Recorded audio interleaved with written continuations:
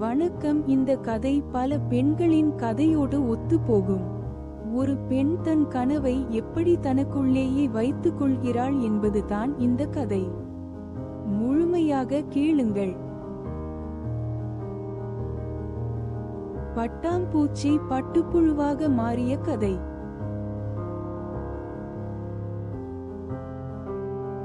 அவள் ஒரு பட்டாம்பூச்சி பெண், சுதந்திரமாக சிறகடித்தவள். அவள் ஒரு கல்லூரி மாணவி, படித்து கொண்டிருந்தாள். தனக்கென ஒரு குறிக்கோளை வைத்திருந்தாள், வாழ்க்கையில் முன்னேற வேண்டும், தனக்கு பிடித்த ஆசிரியர் வேலையில் சேர வேண்டும் என்று. அப்போதுதான் அவள் அவனை பார்த்தாள். அவனின் அன்பு நிறைந்த வார்த்தைகள் அவளின் வாழ்க்கை பயணத்தின் வழியை மாற்றின.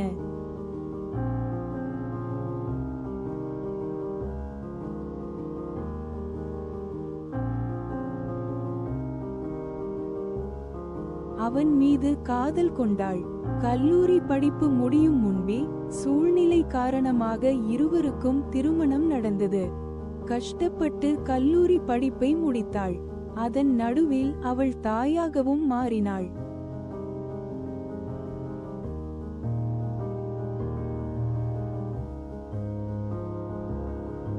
தன் கனவிற்கு உயிர் கொடுப்பான் என்று நினைத்தவன் அவனே அந்த கனவுகளுக்கெல்லாம் தடையாக மாறினான். அவள் கனவுகளை விட அவன் மீது வைத்த காதல் பெரிதாக இருந்தது.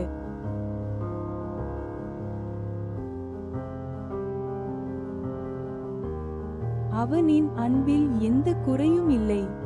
ஆனால் அவளின் கனவுகள் கனவாகவே இருந்து போனது. இப்படித்தான் ஒரு பட்டாம்பூச்சி பட்டுப்புழுவாக மாறியது.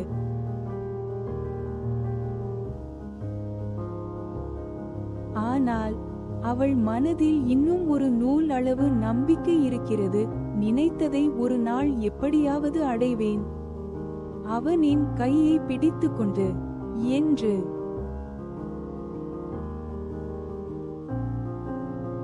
இந்த கதை உங்களுக்கு பிடித்திருந்தால் லைக் பண்ணுங்க.